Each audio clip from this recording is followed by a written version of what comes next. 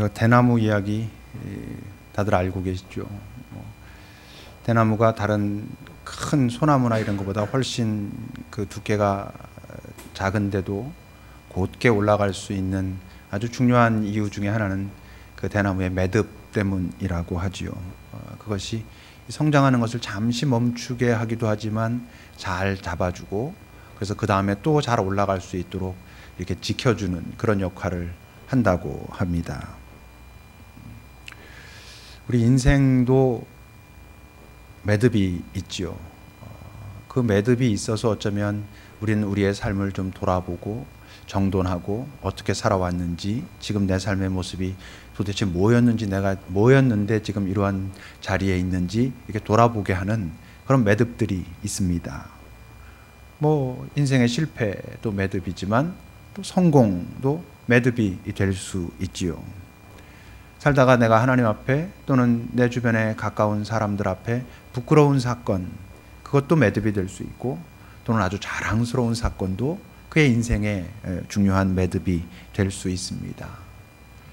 살면서 참 소중한 어떤 사람 또는 사람들 또는 어떤 공동체와의 만남도 그의 인생의 매듭이 될 수 있고, 또 어떤 땐 그곳으로부터 잘 떠나가는 것도 그의 인생의 매듭이 될 수 있습니다. 이런 인생의 매듭들이 우리로 하여금 내가 지금까지 어떻게 살아온 건가, 그리고 지금 현재 내 모습은 뭔가, 이런 것들을 돌아보게 하는 그런 여유를 우리에게 허락하기도 하지요. 근데 분명한 게 있습니다. 뭐냐 하면 매듭 자체가 그 대나무를 곧게 올라가는 것을 보장하지는 못한다는 것이죠. 그렇게 많지는 않습니다만 대나무의 특성상 가끔 어떤 대나무들 보면 이렇게 휘어져 있는 것들이 있거든요. 근데 그 휘어져 있는 건 매듭과 매듭 사이에서 이렇게 휘어져 있는 경우는 거의 없고, 어떤 대나무들이 휘어져 있는 대나무냐면 보통 보면 매듭이 있는데 그 매듭 다음에 방향이 잘못되어 있을 때 그 대나무들은 휘어 있는 모습으로 나타나기도 합니다. 뭘 말하겠습니까?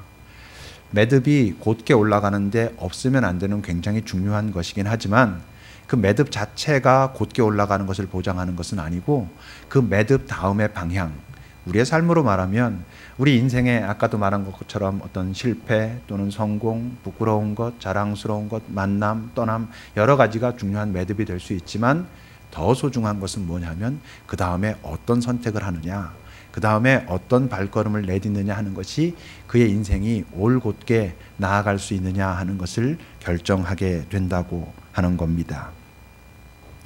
오늘 우리가 읽은 본문의 배경은 우리가 2주 전에 앞에서 살핀 것처럼 야곱의 딸 디나가 그 세겜 족속 가운데 갔다가 추행을 당하죠. 그리고 그것을 알고서 그의 오빠들이 분노해가지고 나름대로의 계략을 써가지고 세겜 족속을 진멸하고 난 다음의 상황입니다.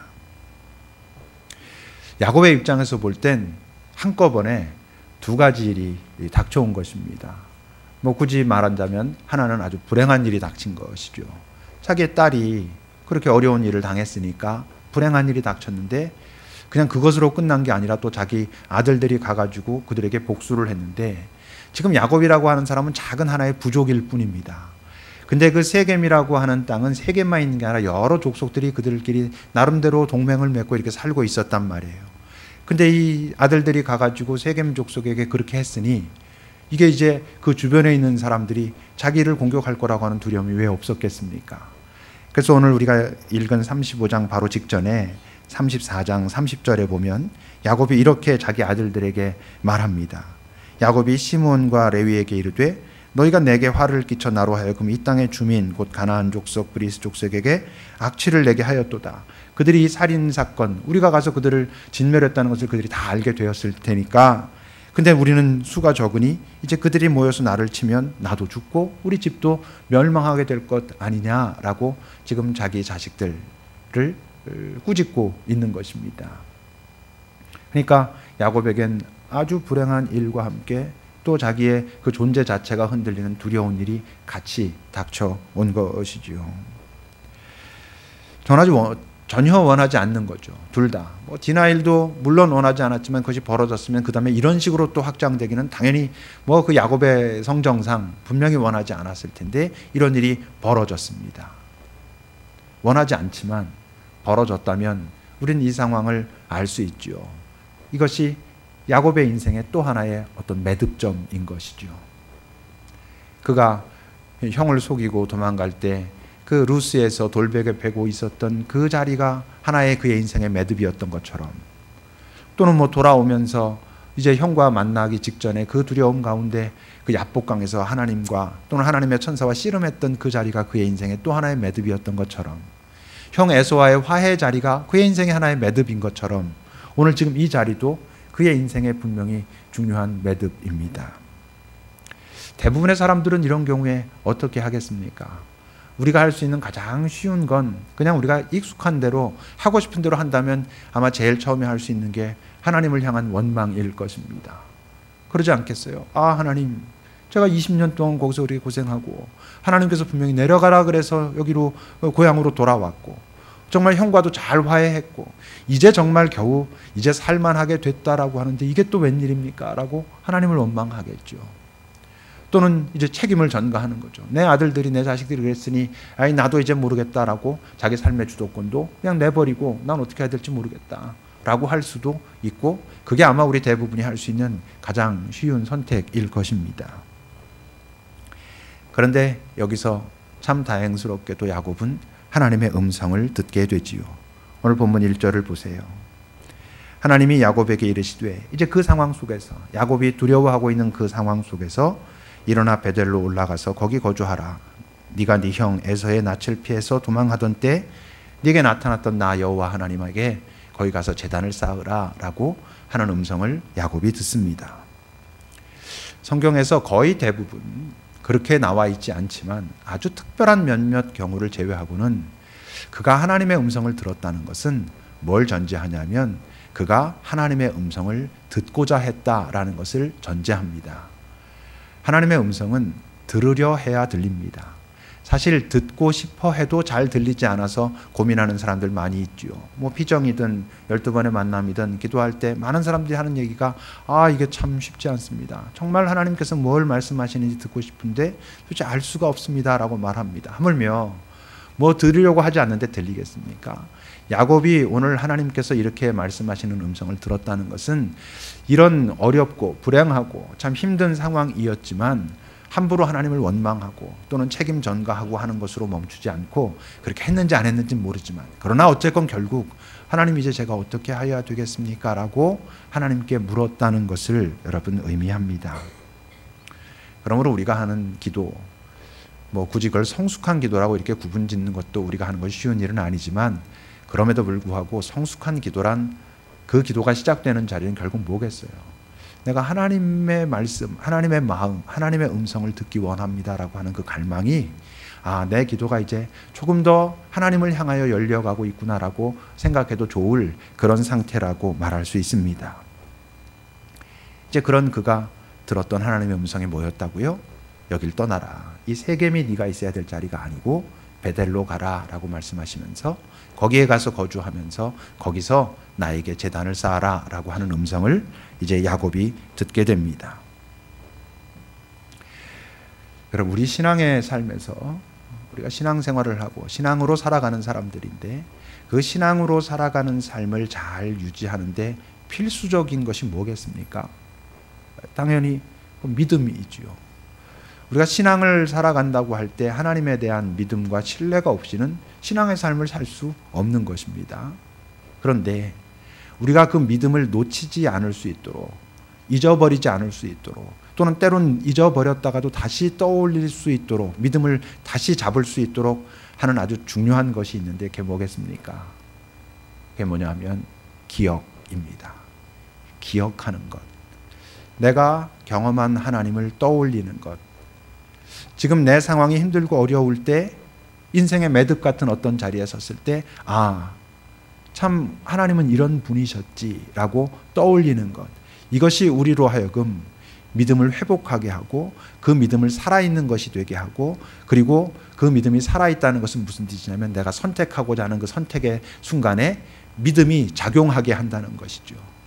얼마나 많은 사람들이 자기가 가지고 있는 믿음과 아니면 가지고 있다고 생각하는 믿음과 실제로 선택하는 순간에 작동하는 힘이 다른 경우가 얼마나 많습니까? 우리 중에 얼마나 많은 사람들이 믿음으로 선택하냐 하는 것이죠. 생각보다 많지 않거든요. 믿음을 가지고 있다고 하고 하나님을 신뢰한다고 말하면서도 막상 정말 결정해야 되는 그 순간에 나의 믿음은 보이지 않는 경우가 얼마나 많이 있습니까? 근데 왜 그렇습니까? 왜 믿음이 흐려집니까? 그 하나님에 대한 기억이 흐려져 있기 때문에 그렇습니다. 근데 오늘 야곱을 여러분 보세요. 3절을 보십시오. 우리가 일어나 베델로 올라가자. 내 환난 날에 내게 응답하시며 내가 가는 길에서 나와 함께 하신 하나님께 내가 거기서 제단을 쌓으려 하노라 라고 자기 부족들에게 말해요. 근데 여러분 보세요. 우리가 일어나 베델로 올라가자라는 건 뭐예요? 지금 이 순간 그가 내리는 선택이에요. 근데 그 선택을 무엇에 근거해서 합니까? 내 환난 날에 내게 응답하시며 내가 가는 길에서 나와 함께 하신 하나님을 기억하면서 하는 거예요. 그 기억이 그의 믿음이 현재가 되게 합니다. 살아있는 믿음이 되게 한다는 거예요. 과거 사건이었는데 그 과거 사건을 잘 기억하면 그것이 현재에 만나는 하나님이 되고, 현재에 만나는 하나님이 되니까 그 하나님을 신뢰하는 그 믿음이 내가 지금 내려야 될 결정에 실제적으로 작용한다고 하는 것이죠. 우리도 다 마찬가지입니다. 우리가 정말 믿음으로 산다고 하지만 그 믿음의 존재가 돼서 그냥 의식하지 않고 선택하고 말하고 행동해도 다 믿음과 부합되는 그런 삶을 살아간다는 것은 쉽지 않죠. 우리가 그럴 만한 사람들이 되는 것도 당연히 쉽지 않죠. 그러니까 참 중요한 게 어떤 순간 기억해내는 것입니다. 그래서 여러분 아세요? 성경에 보면 얼마나 많이 우리 하나님께서 기억하라라고 말씀하시는지, 내가 너희들을 그 애굽 땅 종되었던 곳에서 어떻게 이끌어냈는지 기억하라. 너희들이 40년 동안 광야를 다닐 때에 왜 어떻게 너희의 발이 부르트지 않았고 너희의 의복이 헤어지지 않았고 너희가 먹을 것이 떨어지지 않았는지를 기억하라 라고 하나님이 말씀하세요. 왜 기억하라고? 나를 그러니까 높여라? 그게 아니고, 그러므로 지금 이 순간 너희들이 해야 되는 선택도 그 너희들이 경험한 그것을 기억하고 그거에 부합되는 선택을 하는 게 그게 옳고 그게 좋아 라고 우리에게 말씀하시느라고 기억하라 라고 계속 말씀하시죠. 그 기억이 이제 야곱을 구원하는 것입니다. 문제는 뭐냐면 우리는 기억해야 할 건 너무 쉽게 잊는 거죠. 그때 그 감사, 꼭 하나님과의 관계뿐이 아니죠. 사람들과의 관계에서도 내가 참 고마웠던 것, 내게 참 의미 있었던 것, 정말 이건 내가 잊지 않고 꼭 기억하고 내 삶에 좋은 때나 나쁠 때나 그걸 내가 참 근거로 살아야 될 그것은 너무 쉽게 잊고, 좀 잊어야 할 것은, 여러분 우리가 대부분 나 그거 절대 못 잊어 하는 건요 대부분 잊으면 좋은 것들이거든요. 근데 잊어야 할 것은 절대 못 잊는다 그러고, 그건 꼭 기억하면서 살아야 될 것은 쉽게 잊어버리고 아무것도 아닌 듯이 그렇게 살고, 참 우리가 많이 그렇죠. 자, 그런데 베델에 올라가자라고 오늘 야곱이 말하면서 그가 알고 있는 게 있어요. 이제 점점 뭐냐면 베델은 하나님의 집이란 뜻이잖아요. 하나님의 집에 가서 하나님 앞에 잘 제단을 쌓으려면 필요한 준비가 있다는 것을 야곱은 이제 알기 시작합니다. 2절을 보세요, 여러분. 그 하나님의 음성을 듣고 베델로 올라가자라고 말하기 전에 그가 뭐라고 말하냐면, 야곱이 이에 자기 집안 사람과 자기와 함께한 모든 자에게 뭐라고 말하냐면, 너희 중에 있는 이방 신상들을 다 버리고 자신을 정결하게 하고 너희들의 의복을 바꾸어 입어라 그래요. 이방 신상들을 버려라, 우상을 버리라는 것이죠. 그리고 너희를 정결케 하라, 그리고 의복을 바꾸어 입어라 그래요. 이들이 지금 하나님을 섬기는 사람들이고 여호와 하나님을 섬기는 사람들이란 말이에요. 근데 이들이 무엇도 같이 가지고 있냐면 이방 신상도 같이 가지고 있는 거예요. 여기다 하나님을 섬기죠. 하나님을 섬기니까 여기 와서 앉아 계시죠. 근데 여러분들이 섬기는 하나님은 여호와 맞습니까? 우리가 그거를 잘 확인해야 합니다. 하나님은 God, 신이죠. 신이란 뜻입니다. 하나님이라는 게. 그러니까 사람마다 섬기는 하나님이 다 다른 것이죠. 우리는 어떤 분을 하나님이라고 섬기냐 하면 여호와 하나님, 예수 그리스도의 하나님, 그 여호와를 우리가 하나님으로 섬기는 사람들입니다. 예수 그리스도의 그 여호와 하나님을 섬기는 사람들이죠. 그럼 여러분, 우리가 섬기는 하나님이 여호와인지 우상인지 어떻게 알게요? 여기 있는 사람들에게 물어보면 전부 당신의 인생에 있어서 첫째가 무엇이라고 생각합니까? 라고 말하면 조금만 생각해 보면 하나님이 첫째가 맞습니다. 그분이 첫째이어야 하죠. 내가 좀 부족하긴 해도 내가 다 그렇게 선택하지 못해도 하나님이 첫째이어야 한다는 거 인정합니다 라고 아마 대부분은 말하지 않겠습니까? 아예 정직해서 난 아직 못 그럽니다라고 하든지, 아니면 아직 여호와 하나님을 잘 몰라서 아직은 제가 잘 모르겠습니다 하든지 할 수 있겠지만, 그래도 그냥 웬만하다면 여호와 하나님이 첫째가 되는 거 맞지요 라고 말하죠. 근데 그거의 진위를 어떻게 알게요?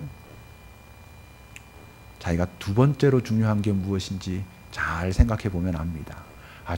첫째로 중요한 건 하나님이 맞지요 라고 했는데 두 번째로 중요한 건 여전히 자기 자신이라면, 그래서 주여 삼창하고 하나님의 이름을 부르지만 그 다음에 내가 원하고 있는 모든 것들이 그냥 나 자신과만 관계된 것이라면, 그는 어쩌면 자기는 자기가 믿고 있는 하나님이 여호와라고 생각하고 있는지 모르지만 어쩌면 하나님께서는 아닌데 너는 지금 그냥 우상을 섬기는 것과 크게 다르지 않아 이러실 수도 있습니다.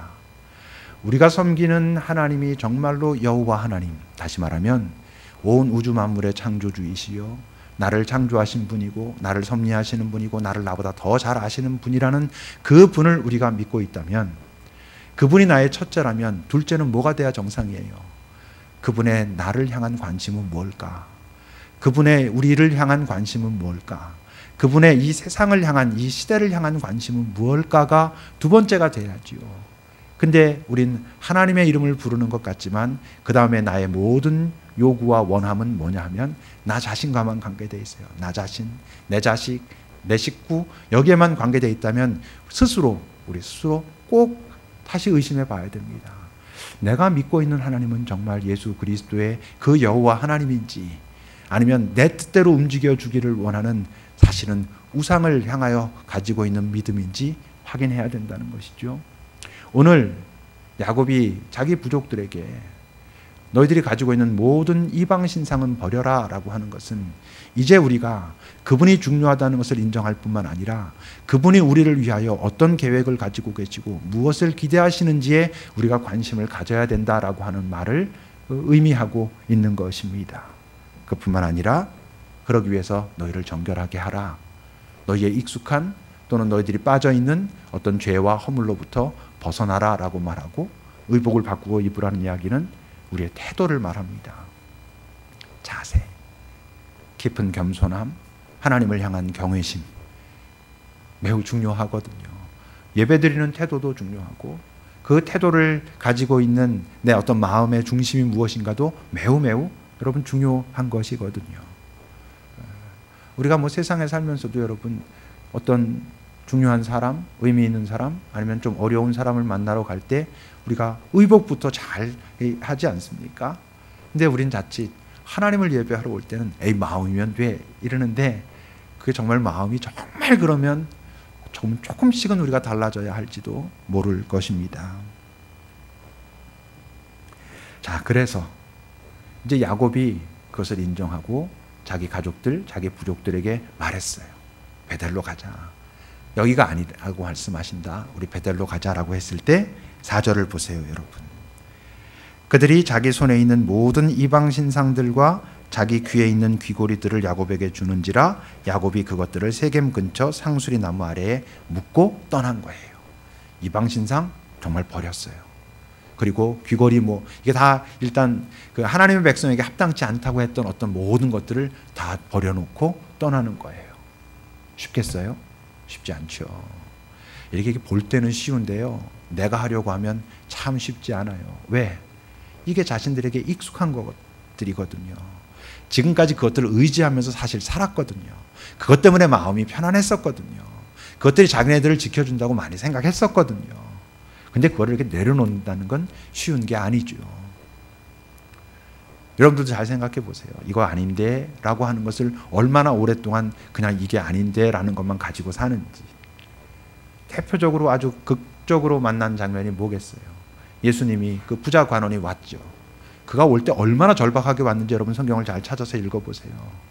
도대체 내가 많은 것들을 하나님의 뜻대로 지킴에도 불구하고 왜 내 마음속에 평화가 없을까? 나는 정말 구원받은 자일까? 하나님은 나를 받으신 자일까? 나는 그런 자일까? 라고 하는 갈등이 그 사람 안에 굉장히 있었던 거예요. 그러니까 성경을 보면 그가 예수님 앞에 달려와 가지고 무릎을 꿇고 말했다 그랬어요. 뭐라고? 내가 어떻게 하여야 구원을 받겠습니까? 아주 절박한 거였죠. 근데 예수님은 그를 통찰하셨죠. 지금 너를 가로막고 있는 게 있다. 왜냐하면 네가 하나님께서 나를 구원해 주시기를 그렇게 간절히 바라면서도 실제로 네가 살면서 의지하고 있는 건 다른 거야. 뭐냐면 지금 너의 가지고 있는 소유. 그러니까 그에게 그렇게 말씀하신 거예요. 네 소유를 가난한 자들에게 나누어줘라. 나 따라와. 그럼 네가 지금 가지고 있는 그 갈등이 정말 없어지는 걸 경험할 거야. 그토록 간절하고 고민하면서 하나님 주님 앞에 가가지고 물었음에도 불구하고 그 이야기를 들었을 때 그가 어떻게 했다고? 아주 깊이 근심하며 돌아갔다고 그랬습니다. 쉽지 않다는 것이죠. 그 익숙함으로부터 벗어나는 게 결코 쉽지 않아요. 그러니까 우리는 그런 말 하길 좋아한다니까요. 내 마음은 원이로되 육신이 연약하여. 이게 쉽지 않다는 것을 의미하기도 하지만 사실은 내가 절박하게 원하는 것이 아니라는 것을 의미하기도 하는 것이죠. 근데 어때요? 이 쉽지 않은 선택이 사실은 정말로 그 내가 믿는 여호와 하나님이 나를 책임지도록 나를 그에게 맡기는 선택이라는 것을 우리가 경험하며 살아야 됩니다. 실제로 그렇다는 것이죠. 여러분 5절을 보세요. 그렇게 하고 그들이 떠났어요. 근데 그때 하나님이 그 사면 고울들로 크게 두려워하게 하셨으므로 야곱의 아들들을, 야곱 가족을 추격하는 자가 없었다 그래요. 야곱의 입장에서 보면 그걸 느끼지 못했을 수 있어요. 그냥 아무 일도 없구나 이랬을지 몰라요. 그죠? 근데 하나님께서는 어떻게 하셨다고? 세겜 족속을 지금 야곱의 가족들이 가서 공격해가지고 이 사람들이 다 들썩들썩 화가 나 있었던 거예요. 저것들 가만두지 않겠다 이랬던 거예요. 떠났어요. 저것도 공격해서 어떻게 해버리자라고 했던 마음들이 있었단 말이에요. 근데 하나님께서 직접 야곱과 그 가족들은 다 알아채지 못했을지 모르지만 하나님께서 개입하셔서 그들로 하여금 야곱 가족을 공격하지 못하게 하셨다는 거죠. 진짜 감사는 언제 해야 된다고? 여기까지 오는 동안 아무 일도 없는 것이 감사해야죠, 사실. 근데 우리는 아무 일이 있었는데 그 아무 일 속에서 별일이 없으면 감사한단 말이죠. 자동차 사고가 났는데 아무도 안 다치고 뭐 내 잘못이 아니고 저 사람이 해가지고 돈도 크게 문제가 없으면 아유 감사합니다 한단 말이에요. 근데 아무 일도 없이 여기 오면 감사하는 걸 잊고 사는 경우들이 얼마나 많은지 몰라요. 그죠? 그러니까 지금 야곱은 아직 그것까지는 알지 못할지도 몰라요. 그럼에도 불구하고 중요한 건 그는 믿음의 선택을 했고 그 믿음의 선택은 야곱이 그것을 다 아느냐 알지 못하느냐와 관계없이 그를 가장 안전하게 보호하는 선택이었다라고 하는 것을 우리에게 말하고 있지요. 그리고는 어떻게 됩니까? 6절과 7절을 보세요, 여러분. 야곱과 이제 그와 함께한 모든 사람이 가나안 땅 루스 곧 베델에 이르렀어요. 그가 거기서 제단을 쌓고 그곳을 엘 베델이라고 불렀다라고 말해요. 엘이 하나님이란 뜻이에요. 엘 베델 그러면 하나님의 집의 하나님 이런 뜻이에요. 하나님의 집에 계신 하나님이라고 불렀다는 거예요. 기억하실라나 모르겠네. 2주 전에 세겜 땅에 머물면서 제단을 쌓고 그때 야곱이 불렀던 제단의 이름은 뭐였어요? 엘로헤 이스라엘. 이스라엘의 하나님이었어요. 그걸 한번 풀어서 생각해 봐요. 세겜 땅에서 그가 역시 제단을 지었어요. 그리고 거기다 엘로헤 이스라엘, 이스라엘의 하나님이라 불렀어요. 이스라엘의 하나님이란 이스라엘 자기잖아요. 다른 말로 하면 나의 하나님 이런 뜻이에요. 내 모든 삶의 자리에서 나를 지키시는 하나님이라고 그가 불렀단 말이에요. 근데 거기에서 그는 안전하지 않았어요. 왜? 아직 그는 베델에서 하나님의 집에서 만나는 하나님을 깊이 경험하지 못했기 때문이에요. 그는 아직 그런 내공이 없었기 때문이에요. 무슨 말이냐 하면 여러분들의 삶의 모든 자리에서 하나님의 보호와 인도를 받기를 원한다면 여러분들 마음대로 여러분들 편한 대로 움직이면서 하나님 나를 좀 도와주십시오, 나를 따라오십시오 라고 말하기 전에 하나님의 집에서 하나님께서 당신이 네가 여기에서 나를 예배하고 나를 먼저 깊이 만날 수 있기를 원한다라고 하신 그 자리에서 하나님을 먼저 깊이 경험하셔야 돼요. 그래서 여러분, 우리 공동체가 이렇게 함께 모여서 예배하는 이 자리가 참 중요한 거예요. 여기서 우리는 엘 베델을 경험하는 거예요. 하나님의 집에 하나님, 보이는 베델에서 여기에서 하나님을 먼저 깊이 경험할 수 있어야. 왜 그러겠어요? 이곳에서 가장 우리가 명확하게 하나님을 경험하거든요. 하나님을 예배하는 자리. 그래서 우리가 앞에 침묵하면서 확인하잖아요. 내가 지금 예배하고자 하는 그분이 누구지? 그분을 예배하는 나는 누구지? 이걸 확인하는 이유는 그분께만 집중하자는 거예요. 그래서 피정을 가는 거예요. 다른 모든 것으로부터 담을 쌓고 오직 그분께만 집중하기 위해서. 그게 베델에서 경험하는 하나님이에요. 그 경험에 깊이 익숙해지고 그 경험을 깊이 가지고 있어야 이스라엘의 하나님, 나의 하나님, 내가 어디에 가든지 나와 동행하시는 하나님, 그 하나님을 알게 된다는 것이죠. 여러분, 시편 27편 3절과 4절을 보세요. 다윗의 고백이에요. 그가 이렇게 말하죠. 군대가 나를 대적하여 진칠지라도 내 마음이 두렵지 아니하며 전쟁이 일어나 나를 치려 할지라도 나는 여전히 태연하리로다. 그럴 수 있다라고 말해요. 왜? 나의 하나님이 나를 지켜주시니까 라고 말하는 거예요. 엘 다윗이라고 말할 수 있어요. 다윗의 하나님. 그런데 그 다윗도 그 다음에 어떻게 말해요? 내가 여호와께 바라는 한 가지 일, 그것을 구하리니 곧 내가 내 평생에 여호와의 집에 살면서 여호와의 아름다움을 바라보며 그의 성전에서 사모하는 그것을 내가 가장 먼저 가장 중요하게 원한다라고 말해요. 하나님께서 나를 만나시겠노라 정하신 그 자리에서 그 시간에 그 태도를 가지고 그 앞에 잘 예배하는 자들이 삶의 모든 자리로 흩어졌을 때에도 그 하나님을 잘 경험하며 살아갈 수 있다고 하는 것이죠. 그렇게 베델에 온 야곱에게 하나님께서 다시 당신의 약속을 확인하시죠. 9절부터 보세요. 본문 9절을 보면 야곱이 바단 아람에서 돌아왔을 때 하나님이 다시 야곱에게 나타나서 복을 주시고 다시 뭘 확인하세요? 네 이름 야곱이지만 내가 야곱이라고 부르지 않겠다. 이미 말씀하셨던 거죠. 이스라엘이라고 하겠다. 나는 전능한 하나님이다. 너는 생육하고 번성해라. 한 백성과 백성들의 총회가 네게서 나올 것이고 왕들이 네 후손에서 네 허리에서 나올 거다라고 말씀하셔요. 내가 아브라함과 이삭에게 준 땅을 네게 주고 네 후손에게도 내가 주겠다라고 약속하시죠. 이 삶이 진짜 안전한 거예요. 이 삶이 진짜 권세 있는 거예요. 눈으로 볼 때는 세겜 땅이 훨씬 더 번성해 보이고 거기 가면 정말 훨씬 더 잘 살 수 있을 것처럼 보일 수 있어요.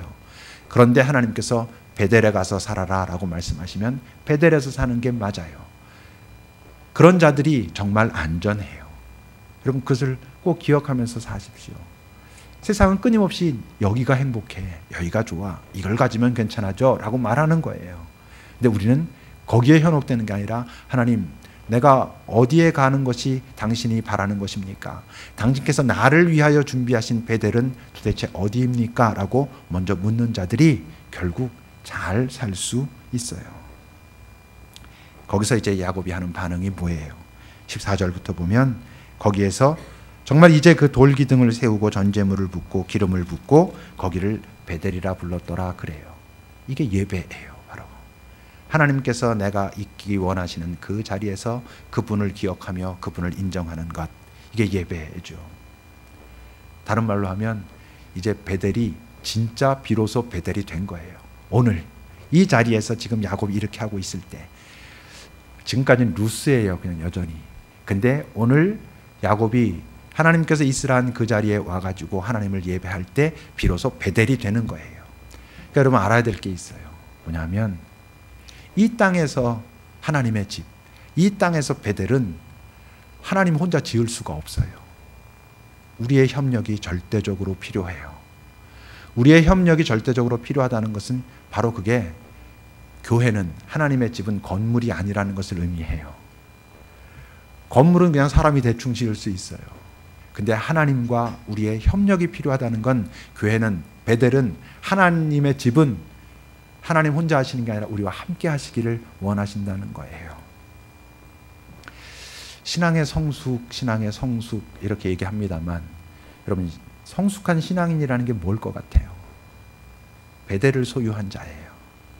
성숙한 신앙인이란 우선 첫째로는 보이는 베델이 분명해야 돼요. 이런 게 보이는 베델이에요. 이 공동체가. 우리가 이렇게 함께 모여 예배하는 게 보이는 베델이에요. 먼저. 여러분, 여기서 우리가 가장 잘 하나님을 경험할 수 있어요. 여기서 잘 하나님을 경험해야 내 옆에 있는 사람을 이렇게 볼 때 참 낯설고 나랑 참 많은 것이 다르지만 하나님께서 이 한 베델 안에 모으셨다면 이유가 있겠구나라는 것이 마음속에 일어나기 시작하고 그래서 연합하게 돼요. 여러분, 그런 것을 배워 나갈 수 있어야 그 다음엔 어떤 베델을 만들겠어요? 내 마음속에 베델을 만들어요. 내 마음속에 하나님의 집이 만들어진다고요. 그 마음속에 하나님의 집이 만들어지면 그 속에는 그 어떤 사람들의 평가이든 나의 실수이든 나의 자랑이든 아무것도 들어올 수 없어요. 오직 나와 내 하나님과 머무르는 자리예요. 그래서 거기가 평화의 공간이에요. 어떤 때에든지 그 안에 들어가서 그 골방에 들어가서 문을 닫고 은밀한 중에 나와 함께하기 원하시는 그 하나님을 만나는 자리, 그게 우리 마음속에 베델이 되는 것이지요. 아셔야 됩니다. 베델은 시간이 짓는 거 아니에요. 신앙생활 50년 했다고 베델을 짓지 못해요. 무엇보다 원해야 돼요. 마음속에 베델을 짓기를 원해야 돼요. 항상 기억하십시오. 그것이 진짜인가라고 하는 것은 그 다음 두 번째 선택이 뭐냐를 보면 그게 진짜인지 가짜인지 알아요. 많은 사람들이 나도 내 마음속에 좀 평화가 있고 하나님과 함께 할 수 있는 공간이 있으면 좋겠다라고 말해요. 그게 진짜라면 어떡하겠어요? 하기 위해서 애쓰겠죠. 근데 시간이 없어서 바빠서 이렇게 말해요. 그럼 그걸 진짜로 원한다는 게 아닌 건 거예요. 원해야 만들 수 있어요. 근데 원한다고만 해서 만들 수는 없어요. 물론 하나님의 도움도 필요하지만 그 베델을 먼저 경험한 사람들의 도움도 필요해요. 자기 혼자서 자기 생각대로 할 수 있는 게 아니라고요. 그래서 하나님은 사람들을 만나게 하시는 것이죠. 근데 여러분, 베델을 가져야 이 땅에서 어떤 상황 속에서 밖에서 어떤 흔들림이 있어도 내가 베델 안에 들어가 가지고 평화로울 수 있어요. 아까 다윗이 고백한 것처럼 나를 공격하려고 사방에서 진치고 나를 공격할지라도 내가 여전히 평화로울 수 있음은 왜? 내가 베델이 있기 때문에. 내 안에도 있고 그 베델이라고 하는 보이는 공동체도 있고 그러므로 내가 안전하리로다라고 말할 수 있는 거예요.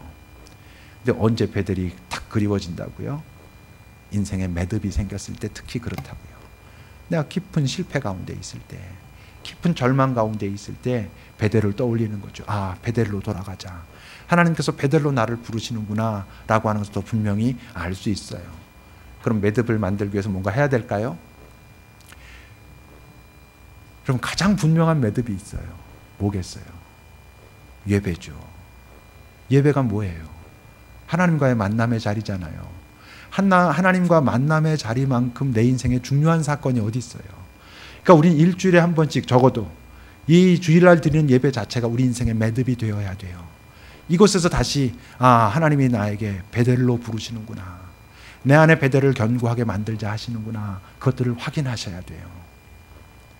그리고 하나님께서 우리에게 일어나서 베델로 올라가라 라고 말씀하시는 말을, 그 말씀을 풀어서 말하면 뭐겠어요?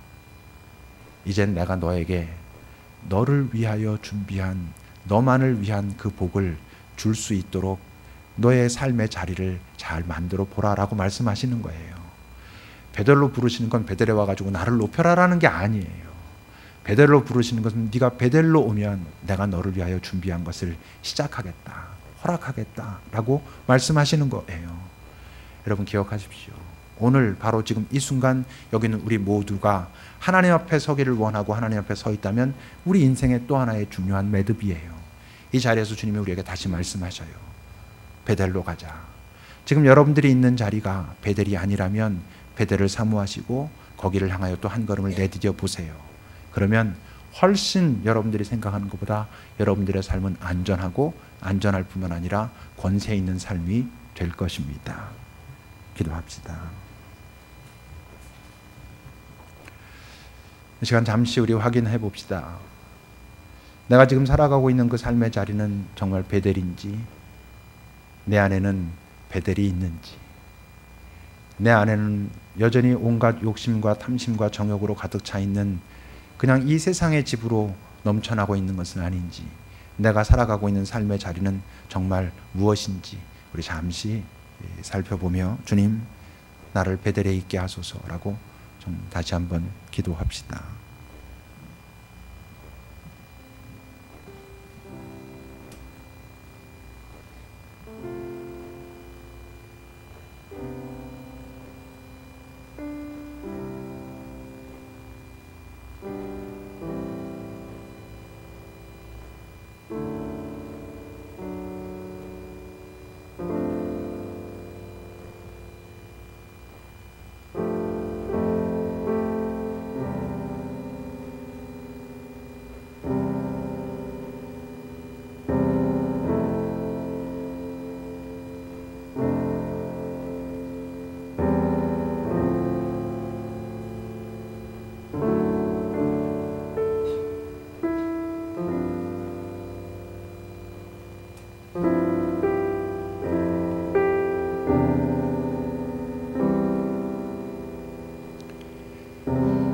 하나님, 여기 있는 우리들 모두 베델에 살게 하소서.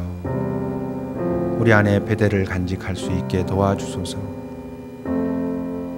주께서 우리를 잘 도우실 수 있도록 이젠 우리가 먼저 이방 신상을 내려놓고 우리 자신을 정결케 하며, 그리고 주께서 내게 원하시는 그 모습과 마음으로 의복을 바꾸어 입는 그 시도를 먼저 할 수 있도록, 그때 내 안에 만들어지는 그 베델이 지금보다 얼마나 더 평화롭고 얼마나 더 나 자신을 자랑스러워할 수 있는지 경험하는 그런 우리들이 되게 하옵소서. 예수님의 이름으로 기도합니다. 아멘.